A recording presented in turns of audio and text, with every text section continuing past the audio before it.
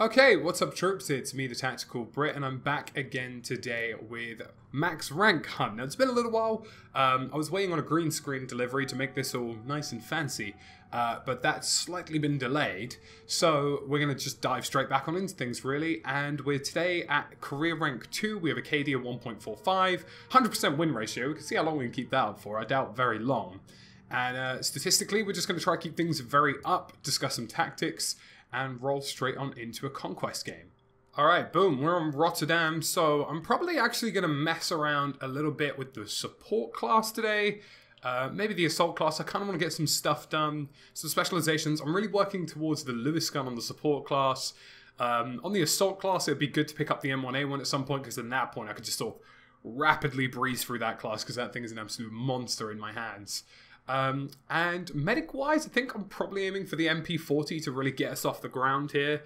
The MP40 is a really decent medium-range weapon once you get rid of the sort of side-to-side recoil.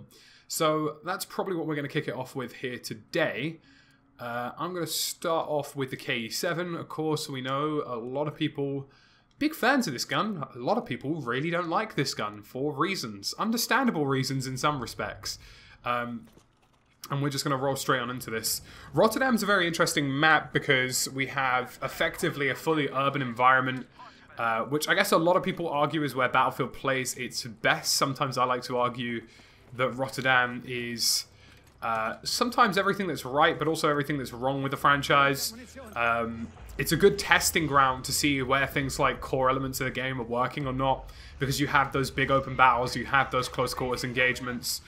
And it really just comes all down to, you know, the fine margins in a map like this. You know, who got that headshot, who got this, who got that, why is this happening? And I think that's what makes this map important to the franchise, not to mention the fact that it's just a really fucking good map. So today I'm going to be focusing on more low-key firing positions, using the support class. And the KE7, don't get me wrong, brilliant weapon, but at the same time it's also got an incredibly slow weapon pull-out time. The mag is also quite weak in a lot of respects. Okay, we got a little hit on that one there. And, you know, in my opinion, as much as I... There we go, that vehicle's gone. As much as I think it's a good gun, I think the reload time sometimes warrants using more defensive positions as opposed to really going out in the open. I think a lot of people use the KE7 as a very upfront, close and personal weapon. And I'm fine with that, don't get me wrong. You know, it's a strong weapon and it can do that. But I think that slower magazine reload means you really need to be a little bit careful. So we're mostly going to be focusing on getting into strategic firing positions like this, as opposed to really running out in the open and getting ourselves torn off. Alright, there's a little headshot there. We don't really want that. I think this is a med crate situation. Hopefully it is. Some more fire has just come up on that bridge, so we definitely know we've got some more contact coming from up there. Bonus of the incendiary grenade is definitely not necessarily always about having a grenade that will do a lot of damage in an area. It's more about zoning. I don't necessarily use an incendiary grenade to get kills. I use it to know who's in what location, you know, what potentially they could be doing, what positions they're going for. It's really more of an indicational weapon above all else, I feel. Right, I'm not going to run down this alleyway, because once they realise that pressure is coming quite heavily from the alley, they're just going to fixate on it. So I'm actually going to use this back road a little bit. I'm probably going to get some resistance. If you just think about general map flow, they know lots of people are coming down that alleyway. Their easiest escape route would be to come down the road that I'm going down, which is less contact.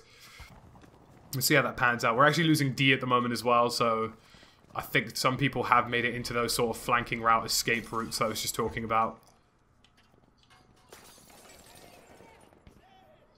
Like I say, these defensive firing positions are much more valuable assets due to the slower reload, and you'll find that a lot with support weapons in general. Another thing I find with the KE7 is the people who are most successful with it aren't necessarily the people firing the most bullets.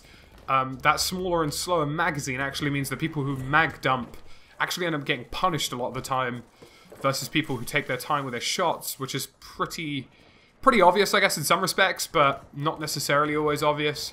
I'm actually going to get up on this road here and see what we can do. I'm expecting trouble up on this railway. think somebody's actually shooting below. So yeah, somebody's going for the feet here.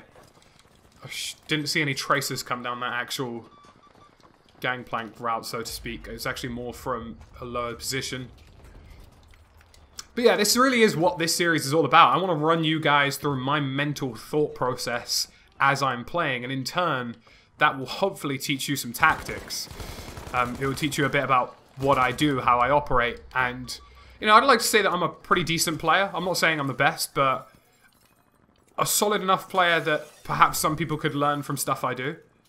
Right, like I say, we're going to try and get an indication, really, by using this flame incendiary grenade. We're not really looking for any kills there. We just need to know if people are still alive in that location. We're actually slowly getting B. We really need to focus back towards the eastern side of this map, so I'm actually going to head up back that way. I'm expecting some trouble in between. Snipers, for example, like that little scope glint. He's going to expect me to be somewhere in between these three locations, so I'm just going to bob and weave, move between the rail planks, just close down that distance. You don't want to get a sniper rifle up close and personal with you. You know, you always want to be the guy who's closing down the gaps against people with longer range weapons. Some geezer on our team has just been dropped. That's a spawn beacon gone. There's definitely still somebody up on that railway. I'm wary, however, of getting caught in between the two. I think he's just been dropped off there. But yeah, we really want to just keep moving in this respect. That guy just literally popped up on the side of my screen here, but I'm still expecting this resistance. Hopefully that geezer's a medic. Nope, he's just revived. Okay. So, yeah, you know, the railway is definitely a difficult place to maneuver between. I personally use the carts in a way that isn't necessarily very conventional. I like to bob and weave between them. I don't actually use them per se. I manipulate them. Because if you find yourself in Battlefield, the most dumb thing you can do is be somebody who plays in a way or a style that is recognizable. You know, people will always use these carts to move between objectives, and, you know, people are anticipating that. Snipers are anticipating that. Support players are anticipating that. You know, you're not doing necessarily anything special by using these rail carts. And in turn, when you recognize that, you can actually move in between the rail carts in a way that's unanticipated. You're fast, you're rapid. You know, you're not giving the enemy any room to anticipate what it is exactly that you're doing. And when you do that, and you really think about what's happening in your situation. I've just been hit from behind. I'm actually going to go straight back up. When you move in ways that aren't anticipated, you make players make a decision. You force decision making from players who don't want to make these decisions. You know, there's another geezer probably somewhere behind me here, I think.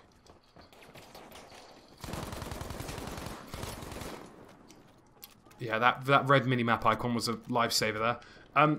Like I say, you know, you want to be the person in any given engagement who is forcing decision-making in Battlefield. You don't want them to make you decide what you have to do. You want to make them make a decision. You want to make them be the people who are going to make a decision and make the wrong one because you've put them in a sticky situation. You know, that's the way I always play Battlefield. It's the way I operate. And in my opinion, it's the most successful formula for playing Battlefield.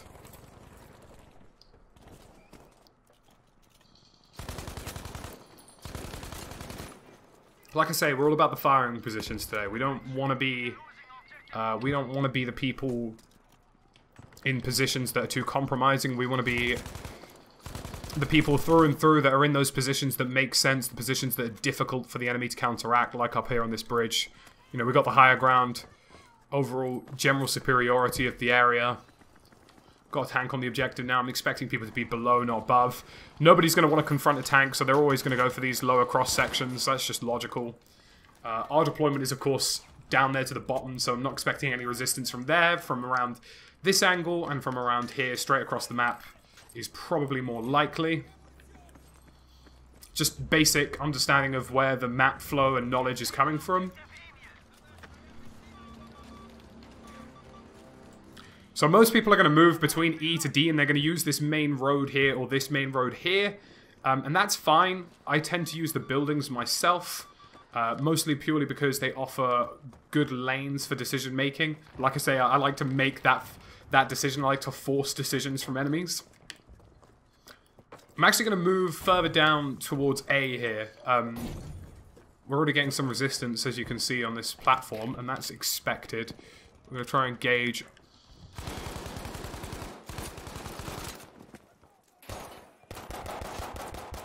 Just on a general note, actually, whilst we take these boys on, these inner train tracks, so to speak, are actually very difficult for most players because, and the reason for that is because the darkness inside the train track isn't necessarily registered. Like, when you're in these shadows here, it's actually quite difficult for enemy players to pinpoint your location, especially when you dart in between places that have shadows like this that don't necessarily are in direct sunlight. You know, you're really just giving yourself a lifeline here. Right, that's both of those guys gone. I'm just actually going to lay in between this track. Oh, that was a good incendiary grenade. So we're going 23-2 here, so a really strong start to this game. And like I say, you know, when we were up on that rail track, of course, it didn't go 100% to plan, but we were forcing decisions. You know, I was using the cover of the shadows. I was using the terrain I had around me to really manipulate situations in my favor. Players couldn't see me. Players didn't necessarily know where exactly it is I was. And, you know, that's exactly what you want, especially as a support player who may not necessarily have the biggest or fastest mag in the world. Hopefully the biggest in most scenarios if you're using MMGs or, you know, some form of LMG like a Lewis gun, which is kind of the weapon I want, really. But, you know, we're really forcing that decision-making. We're the people who are forcing decisions to be made in this game. And that's the powerful place you want to be in. I'm actually going to move across to these stairs. Right. So, another quick one here. I'm probably going to die. That was a good incendiary grenade again. When you get into situations like that on a staircase, I'd actually use that as a probing position, not a firing position. The staircase is exposed. They know the only escapes out of the staircase are also positions that they can visually cover. Because their line of sight will always be in a strong position in that respect. I'm actually just going to lay down some suppressive fire. They're going to think... Because I've laid down that fire now, they're going to think I'm going to keep peeking that corner. They're going to keep thinking that I'm the man who's going to be there. And that's what I want them to think. That's what I want them to think about. Because then I close the gap in the distance like that, and I'm not the man who's there. And they don't know what to do with that. Because it's too difficult. Requires too much thought in a short space of time. Causes trouble, causes conflicts. It's really weird, actually. So for those of you who play sport, be it any kind of sport, really, that involves some kind of tactical decision-making. I used to play rugby, and now play American football. Even just basic football like FIFA. A lot of what you do in Battlefield is actually surprisingly similar. In terms of what we're trying to achieve when we engage people. This may sound like a whole lot of waffle to some people, but effectively, when you play sports like that, you're forcing compromises in decision-making. You're forcing problems. You know, like, say, for example, if you want to beat a defense in American football, what you're doing is trying to create conflict. You're trying to force two defenders into one position. You're maybe trying to use emotion to shift running backs and linebackers into a certain direction so you can exploit the side. It's all about that kind of exploitation. And when you're trying to go into engagements like this in Battlefield, it's basically the same thing. You know, you're forcing people to make decisions. You're forcing people to, you know, potentially be in a conflict. Like this guy behind the truck here. You know, he's potentially got 6 people shooting at him right now. 5, 6 people. He has no idea where all this main fire is coming from. You know, I've got to make him peek. You know, I've shot him. I've lit him up a little bit, so he's going to peek again. You know, that guy's going to look up and think, oh, you know, I've just had my face torn off by so and so many bullets. And because of that, you know, I need to look up again. I need to go, oh, where has that come from? And they'll keep making those peeks and they'll keep making those decisions. And because of that, we get to exploit it nice and easily. You know, even stuff like the objectives and the flags, like, I know, for example, that I'm on A. Sure, they're losing A, but they still think that they have people on A. And because they think they have people on A, they think they're safe to run to A. They think they're safe to move to A and get there nice and easily with no conflict, and they'll be fine because there's other players around them that will protect them. It's that false sense of confidence that teammates provide, really, in any given game, really. And Battlefield's no different. And that false sense of confidence is what we're exploiting in that situation. You know, people are running to that objective because they think they've got some guys there that are going to look after them, when in actuality, that's just not the case. Let's get some points. You know, these guys are all running for ammo, but we can always top up our points bank. Right.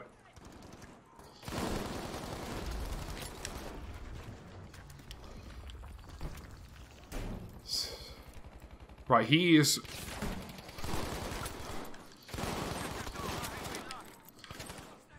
There we go, that's that nice and cleared. You could tell from the sort of flares that were going out of that window there that these guys were far more focused on farming kills than they were defending their own actual position. And that's fine, because it just means that I had a very easy access point to go out there and go and exploit.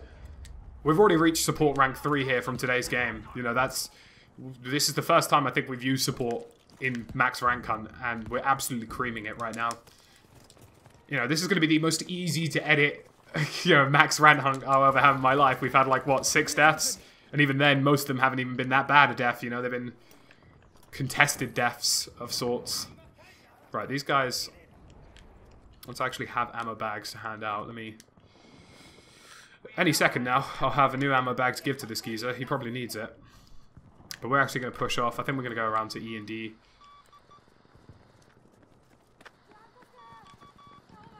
Yeah, we're going to head around E and D. It's not even like, even though the squad leaders put it down, which, you know, good for him to do so, that's just a natural place to go from a position like C. It's a staging point in the central point of the map that allows you to push between other objectives. And of course, in a game like ours, where our positions are so dominant, on a map like Rotterdam, you know, objectives are going to fall and rise quickly. And what you really need to do in those situations is literally just get in between objectives quickly, so when one goes down, a new one's being taken. Right, get some health back. I was kind of hoping we were safe from behind. Right, we know where the tracers are. We know that this geezer's above me then. And that's that sorted. I'm not actually going to stick around on B. B is literally a death trap. Like, it's a big open building where the position... You're always going to be somewhere in the building, most likely. And that makes the objective very easy to attack. Because people can make quick presumptions about where you'll be and likely be right. And I don't necessarily like that about Objective B, because... You know, on a map, on an objective like D or E, you know, there are, of course, regions where you can anticipate people being, but there's so many different regions that it's very difficult to actually pinpoint where a certain player is. Like, I could be anywhere on D. I could be below, I could be above, I could be hiding somewhere in the rubble, and they just wouldn't be able to tell. And that's kind of the conflicts you want to make, really. This guy's actually going to go for the revive here. Or just get absolutely panzerfausted. Either way, we're happy with that. I think we'll make the slow walk and gander over to C now.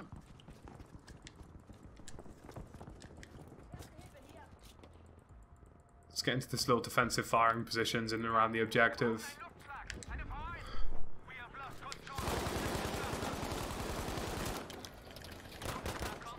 That was pretty shoddy aim. We're going to firm this explosion. But again, you know, we know C's captured, we know A and B's captured. The entirety of our conflict at the moment is coming from the west side of the map. They're most likely going to be pushing off of C most heavily because that's where they've most recently been. Let him lay down that fire and let me move.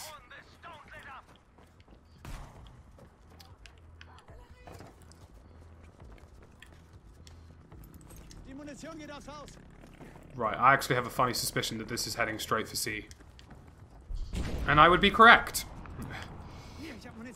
Which means that somebody is within visual sight of C and willing to lay down some kind of stuff here. I really like what it does to the objective, though.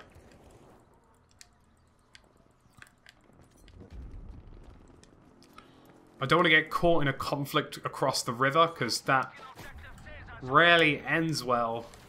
Because the cover on both sides of the river are intentionally light. The map sort of designs it so that those cross-river conflicts are ended quickly because, well, there just simply isn't a lot of heavy cover. I'm actually going to push straight to B. That was a good headshot, I'll give him that. Heading straight to B purely because we know they're going to come out of their deployment, that's fine, but getting back capped and stuff like that is more of a concern.